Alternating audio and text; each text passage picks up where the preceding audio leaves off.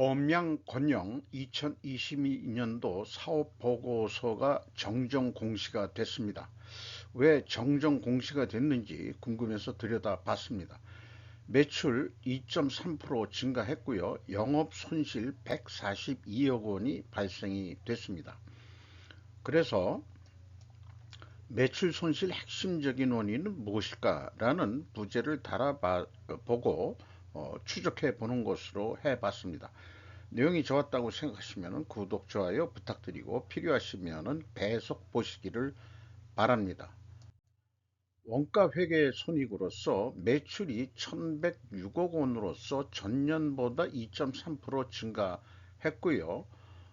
포괄 가공비 배부 재고자산이라고 제가 표현했는데 이것은 미청구 공사까지 포함한 것이고 포괄 제공 개념으로 인식을 하는 재고가 되겠습니다. 이것이 91.7%나 크게 증가했습니다. 매출 원가가 19% 증가해가지고 매출 총이익에서 이미 손실 37억 원이 손실이 났어요. 그리고 판매 관리비는 거의 변동이 없습니다. 그래서 영업 손실의 주요 원인은 매출 원가 증가가 원인이다. 이렇게 일단 손익계산서에서는 우리가 인식을 할 수 있죠. 원인 결과에 대한 이제 연습을 해 본다면은 그러면 이제 여기에서 다음과 같은 질문이 나와야 되겠죠. 부재로 단대로 매출 손실 핵심 적인 원인은 무엇일까? 그래서 그것을 이제 분석해 나가 보는 것으로 하겠습니다. 영업손실 127억 원 크게 발생이 됐습니다. 그리고 범양 건영은 주택건설 및 토목, 건축, 수도, 난방공사, 청부업을 하고 있다고 소개를 하고 있고, 그 다음에 이제 정정공시를 하게 된 것은 연결 재무 상태표에 관계기업 투자에 대한 지분평가 관련 수정사항 발생했다. 이렇게 되어 있는데 그 금액이 줄어든 거로 되어 있어요. 그래서 솔직히 이 분석에는 크게 영향이 하나도 미치는 게 없습니다. 분석 결과인 스루풋 회계의 결과를 미리 말씀을 드리면은 매출에 비례하는 매출 재료비가 무려 22.5%나 증가했습니다. 그래서 이거로 봐가지고 건설업은 외주비를 그 재료비 성격으로 인식을 하는데 엔지니어링 회사 같은 경우에는 이제 재고 자산이 없죠. 그냥 통계 베이스로 넘기기 때문에 원재료 및 외주비 가격 상승을 같이 재료비로 보고 20.2%나 크게 증가했다. 이것이 이제 결정적인 원인이 되겠습니다. 그러면 또 질문이 나오죠. 그러면은 매출 재료비가 왜 올라갔느냐? 이게 이제 또 분석을 하면서 추적을 해봐야 되겠죠. 스루풋이 46.6% 감소했고 스루풋율은 14%가 하락했습니다. 그리고 운영비용이 7.4% 증가했습니다. 생산성은 0.54가 나왔는데 이것은 연초에 1억 원을 가지고 시작했다면 연말에 5,400만 원 남았다. 4,600만 원이 현금이 날라갔다. 이렇게 인식을 하시면 되겠습니다. 그리고 그 스루풋 영업손실률은 142억 원, 원가회계 영업손실보다 무려 14억 8,200만 원이 더 손실이 났습니다. 이것은 포괄 가공비 배부 재고자산이 증가했기 때문입니다. 그래서 재고자산 내역을 보면은 회사는 재고자산은 완성주택만 운영을 하고 있습니다. 2019년에 7억 6,500만 원, 요 정도면 집 한 채인가요? 두 채 가격인지 모르겠습니다만은 한 채가 나갔는지 3년 동안은 그냥 샘플 모델로 가지고 있는 건지 그냥 3억 6,500만 원짜리가 완성주택으로 재고가 남아 있고 미청구공사가 2021년 말에 86억이 있었는데 168억으로 증가해서 82억이 증가한 것이 원가회계 영업이익보다도 스루풋 영업 손실이 더 크게 난 원인이 되겠습니다.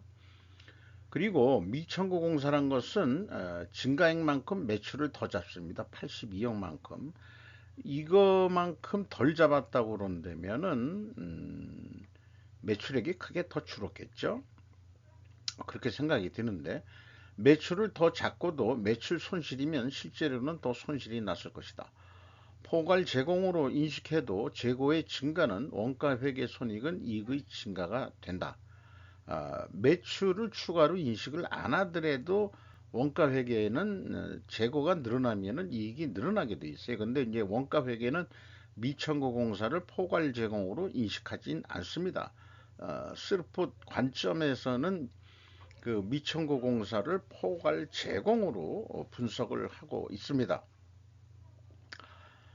그리고 스르프 손익도 포괄 제공으로 인식은 해도 지금 말씀드린 대로 매출은 증가시키지 않는다. 이렇게 말씀을 다시 한번 강조 드리고자 합니다. 그래서 비용 분석에 와가지고 원재료의 사용이 58.5% 증가했고요. 외주비는 13.2%가 증가했습니다. 전반적으로 MC라고 표현했습니다만은 매출 재료비 성격이고 변동비 성격으로서 21.2%가 증가했습니다. 이 증가한 것 때문에 이제 결국 매출 손실이 난 거죠.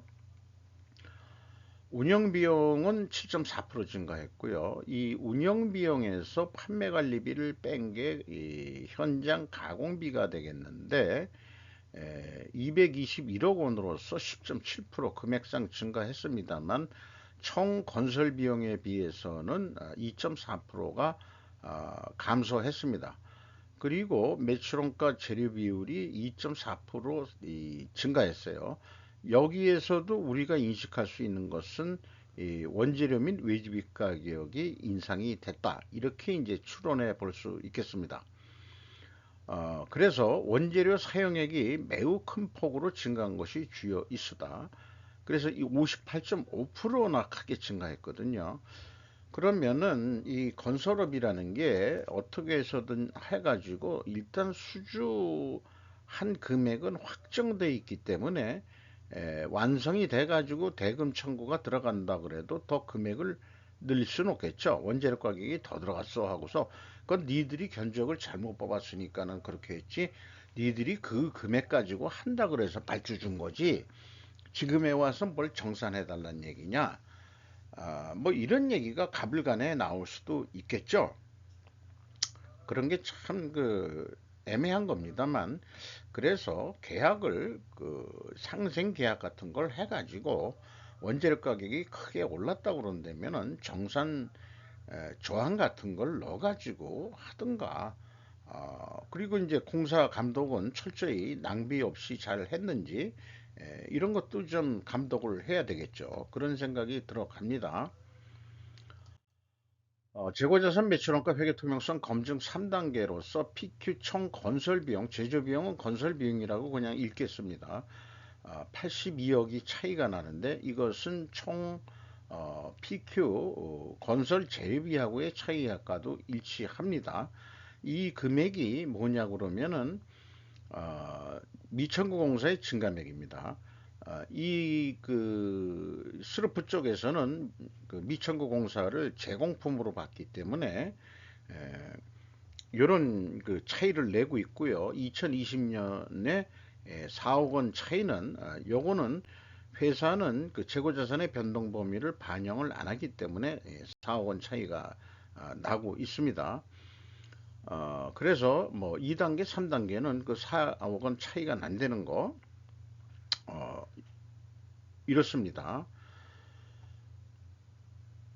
운영 비용, 그 아까 그 비용의 성격적 분류 내용에서 어느 정도 다뤘습니다만은 구체적으로 좀 인건비를 중시해서 좀 보면은 인건비가 109억 원이 나갔어요. 이게 11.1% 증가했습니다. 직원 수는 8명 증가했고요. 인당 평균 임금은 7,730만 원으로서 전년보다 좀 상승했죠. 그게 2020년에 7,160만 원, 7,380만 원, 7,730만 원. 이렇게 해서 임금은 조금씩 다 오르고 있는데, 대형 건설 업종이 뭐 9천만 원 이상 내지 1억 가까이 되니까, 중견 정도로서 이 정도면은 뭐 많이 준다? 뭐 이렇게 또 볼 수도 있겠죠. 지급 수수료가 1.2%, 지급 수수료는 내려갔습니다.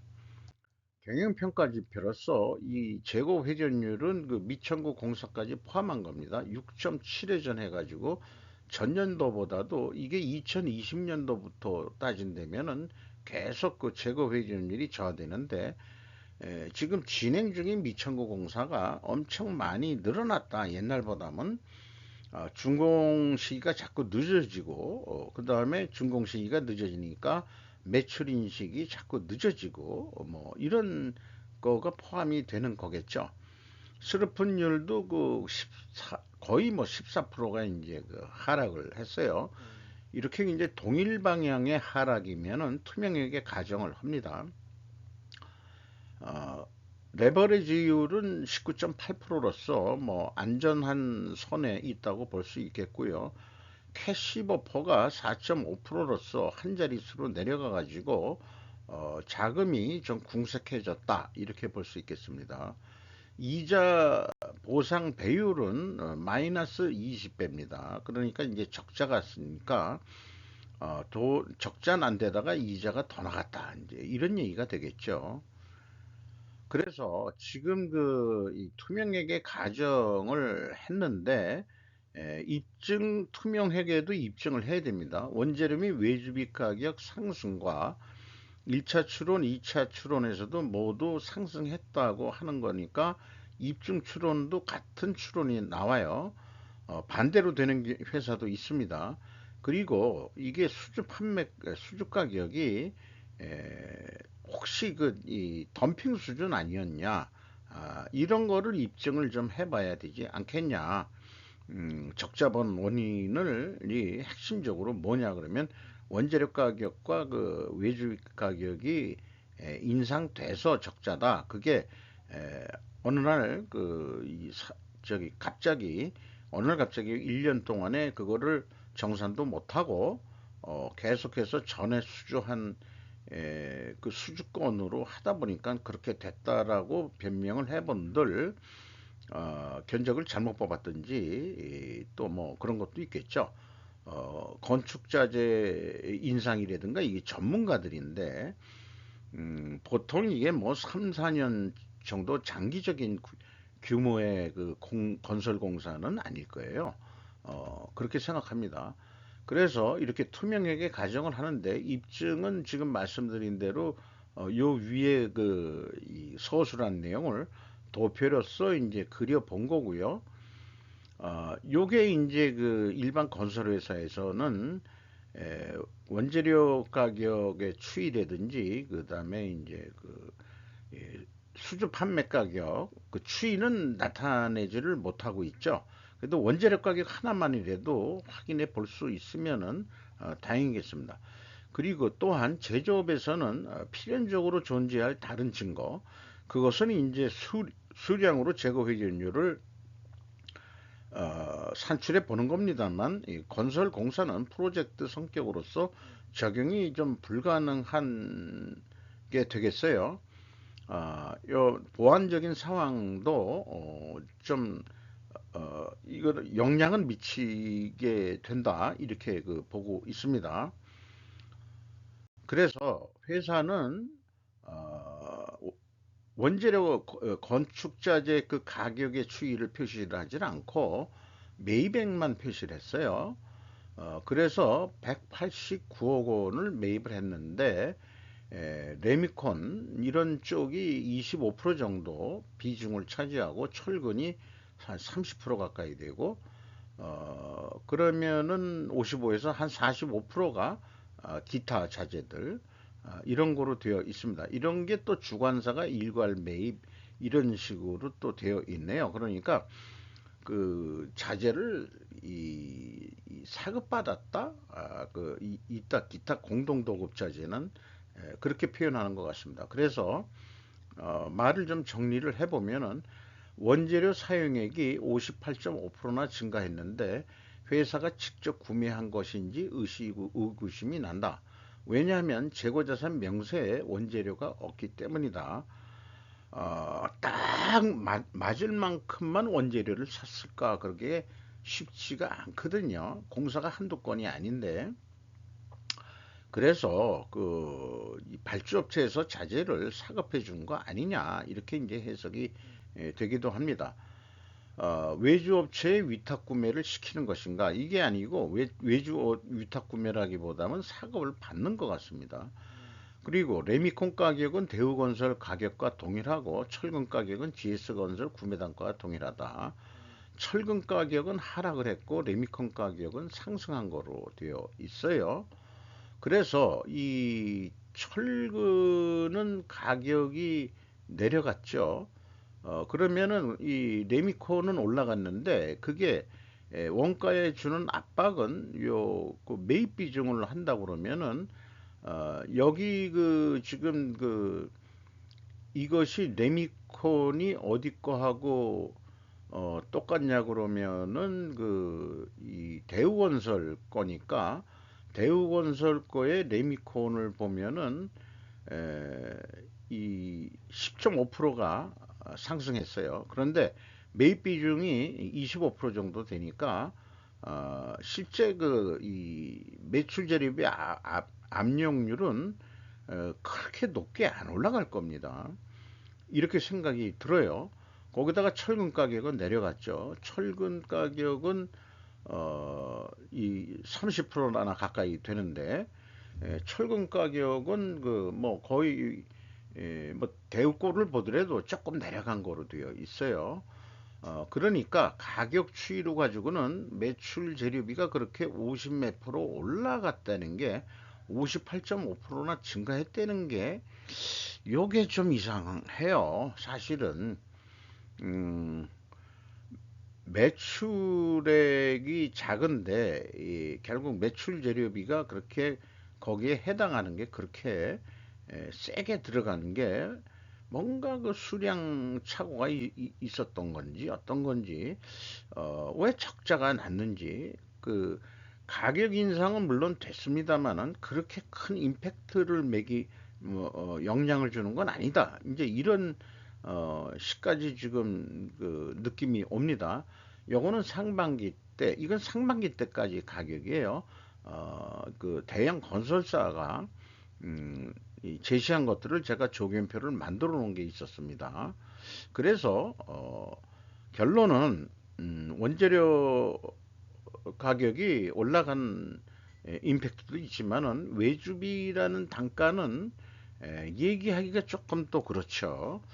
그게 이제 외주 준다 그러면은 단가를 얘기한다면은 거기도 외주에도 노임 단가가 있을 텐데 노임 단가란 것도 일률적인 게 아니고 뭐 철근공 그다음에 레미콩 무슨 투입공 뭐 여러 가지 또 얘기가 있을 겠죠. 목수도 있을 거고 뭐 어, 그런 게 있습니다만 그런 건 또 공개가 안 되고 있는 거니까 솔직히 정확한 분석은 아니 세세한 분석은 어렵지만은 흐름적으로 본다 그러면 어느 정도는 이제 감은 잡는데 결국 외주비도 가격은 인상이 됐을 거고 외주 단가도 그 다음에 그